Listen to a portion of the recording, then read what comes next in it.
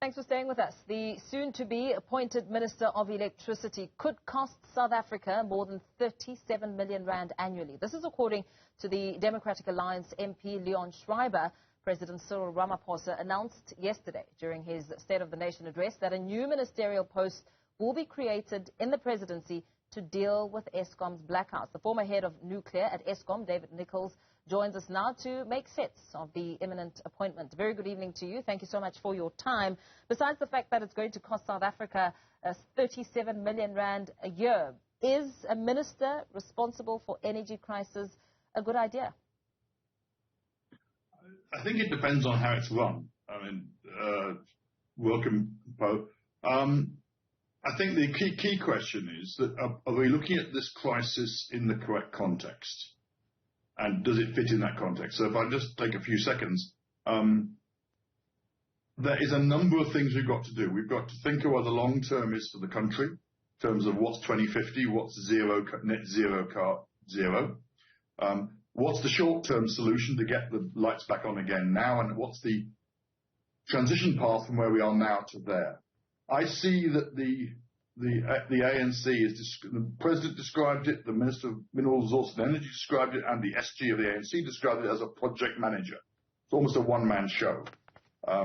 So I see this as being a reasonable thing if his job is narrowly defined to help Eskom get around the current crisis it's got, which is different from the long-term policy which sits in DMRE and the splitting up of Eskom to allow the free market to function in parallel with the state going forward. So they can make some sense. I fear, however, and it's an opposite, that you've now got three ministers who will probably have an argument, because it seems to be the way these things work. And you've also got a situation where you've got a minister appointed almost as a pseudo replacement for the Eskom board and the Eskom CEO. So I don't know how they're going to manage the relationship between the new minister, the Eskom board, and the new Eskom, well, the present Eskom CEO and the new Eskom CEO. Could that, if they can define it, could that itself, pardon me, not be where the clashing point will come and then result in not much being done and implemented because of the clash? That's a question of always personalities and definition of roles. And my experience is that you've got to really define roles. When you've got this kind of thing, you've got to define the roles very carefully. And if I have a worry about the Minister of Electricity, it is he going to just be the project manager and be the oversight function over the board and the CEO, or is he going to try and be almost doing the board and the CEO's job, in which case there will be a very interesting fiduciary debate about who's accountable for what. Never mind the discussion between public enterprises who are the accounting authority for Eskom and therefore legally obliged to be the oversight authority for Eskom. So Eskom's now going to have two oversight bodies, that's the two ministers, and also a policy coming from a third place. So if you can get those ministers to work together sensibly and have a sensible, as I said, sensible short-term plan, get Eskom working. Sensible long-term plan, zero carbon by 2050 ends up, and I'll be biased, as largely a nuclear solution, because I hear people talking about Medupi and Kusile running beyond 2050.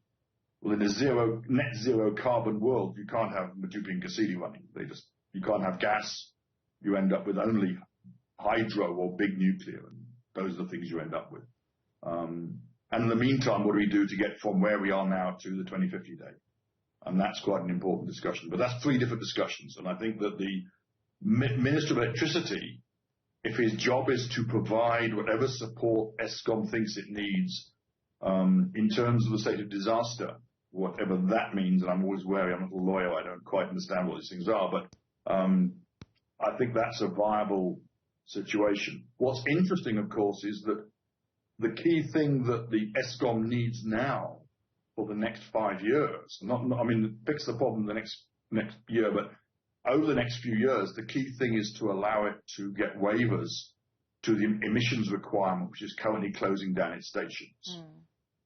So Eskom just closed down Kamati, which is a 1,000 megawatt station, largely because of emission standards and agreement with the Department of Environmental Affairs, or Fisheries, Forestry and Environmental Affairs. My view is that you shouldn't be shutting down stations. They may not be reliable. They may not be the best stations in the universe. They may not be the cheapest stations to run, but they are stations that make power on demand. And the biggest fear I would have is that over the next 5 years, we'll be shutting down a series of big coal stations with nothing actually replacing them. We've got to push their life out as long as we can. It's like running an old motor car. It isn't the best thing to run, but it still works. I suppose also the other standout announcement was from last night's address with President Cyril Ramaphosa's State of the Nation, was South Africa's energy crisis as a national state of disaster. How do you think that will pan out? Because already there are fears that looting could occur and abuse. South Africans could suffer abuse. What are your thoughts around that? I think I've got to separate two things out. What is the intent, assuming there's and what should it do, and clearly how do you manage it to avoid financial irregularities? And quite simply, there are, I said, there's two things that is currently hurting Eskom, I believe, at the moment. And one was there when I was there, which is quite simply the time it can take to get approval for major contracts. You can see it now. There was a contract Eskom's got to maintain its boilers. And the court has thrown this out for reasons that I think are slightly specious, but I'm not sure. And so you've got this continual battle of getting the contracts in place, and they're big contracts. And in many cases, it isn't simply a money issue, it's also a competency issue. So that's the one thing it can do. And the other thing it can do, and that will presumably the disaster will allow that to be some of the PFMA requirements to be adjusted, but they could be adjusted anyway by the Minister of Finance because the Act allows that. So I'm not quite, it certainly will make that easier, but it will still be there. The other one is clearly, as I said earlier, is the environmental constraints. One of the key issues now for Eskom is to get Kasili 1, 2 and 3 back into service. And they're trying to build temporary stacks because the exhaust stacks have failed. And they need a waiver from the Department of Environmental Affairs to bypass their DSOx equipment, the desulfur dioxide equipment, which they've got installed. Only station in the country to have it. Is that kind of thing. We've got to recognise that, so I think there could be value in that. The problem clearly is that as soon as you give almost unlimited power by edict, you're in danger of some couple of things going wrong. And that's just a question of controlling it. I'm not sure the AGSA really has the capacity. They're pretty heavy loaded doing the audits of all the state organs as well. So I think it has some logic to it, but I'm not sure it couldn't have been achieved without that logic if the cabinet was all of one mind, because the law does allow the ministers in these cases to give the waivers, but it also will avoid the court cases, which have now become a South African fashion, which is anything that one puts forward, you have a court case against it. And some of those court cases are highly politically seen as good ideas, like the whole car power ship issue, which in fact, in my view, have little basis. The court cases have not got any serious merit behind them, but they stop the process. So that's the problem we've got now. You literally got team I saw news today, there was a team that went over to Europe to play the European Parliament to stop Total from doing its investigations of natural gas off the coast of South Africa. Not sure that's in the national interest is a good thing, in the sense that we need energy. A lot of the questions have also come around the car power ship deal and the time frame, a 20-year time frame. Some civic organizations have been questioning that, and that in itself leaves room for a lot of suspicion. Yeah, but that's always amuses me. The state went out for 2 open tenders at the same time. One was the risk mitigation IPP program. One was the renewable energy IPP program, bid window 5 or whatever. They had a standard set of rules in both of them, and they both offered a 20-year PPA. In the case of the risk mitigation, it said, we do not care how you make the power, just make power that's dispatchable. Right? And that was largely won by the car power ship as the most competitive option on the table. It did, of course, mean and this is the problem with the car power ships, I think, is that it comes as a block from overseas, and it means there are no local deals to be made to extract my rent from. And so there's a big complaint about it because it was getting in the way of I'll say, domestically developed projects that would have yielded more money for domestic deal makers.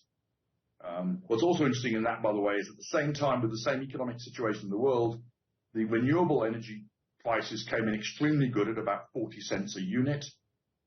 The risk mitigation, which actually had performance figures, in other words, it had to make power for 18 hours a day, came in at over 4 times the price of the renewable energy option, which didn't have any, which is a take or pay contract.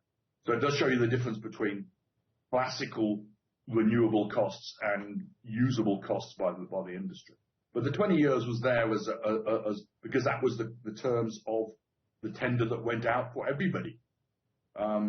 People are complaining, and I understand they're now talking of a 10-year period. But the present indications are that when you think about it, all the car power ship is a natural gas-fired power plant fed by LNG imported by ship. So it's no different to building a gas turbine on the land and feeding it from which everyone else is talking about. So I think it's more to do with the